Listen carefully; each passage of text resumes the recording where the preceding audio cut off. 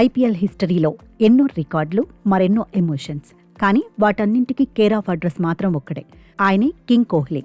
Royal Challengers Bengaluru team director మో బోబాట్ తాజాగా విరాట్ కోహ్లీపై ప్రశంసల వర్షం కురిపించారు.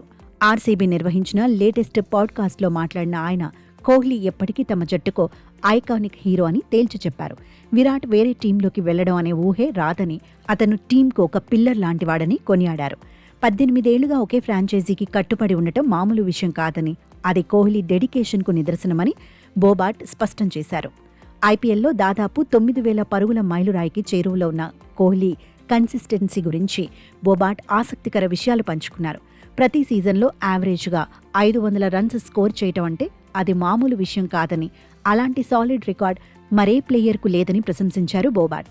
ఫీల్డ్లో కోహ్లీ చూపించే అగ్రెషన్, టీం కోసం ఇచ్చే అవుట్పుట్ ఆర్సీబీని ఎప్పుడూ టాప్లో ఉంచుతుందని, అందుకే అతను జట్టుకు అసలైన బ్రాండ్ అంబాసిడర్ అని బోబాట్ తన మాటల్లో వివరించారు.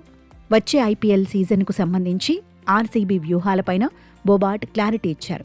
తాము డిఫెండింగ్ ఛాంపియన్స్ కాదు, మేము కేవలం ప్రస్తుత ఛాంపియన్స్ మాత్రమే అంటూ ఒక పవర్ఫుల్ స్టేట్మెంట్ ఇచ్చారు. ఏదో కాపాడుకోవాలనే భయం తమకు వద్దని, కేవలం ప్రత్యర్థిపై విరుచుకుపడే అటాకింగ్ మైండ్ సెట్తోనే ఈ సీజన్లో బరిలోకి దిగుతామని చెప్పారు బోబాట్.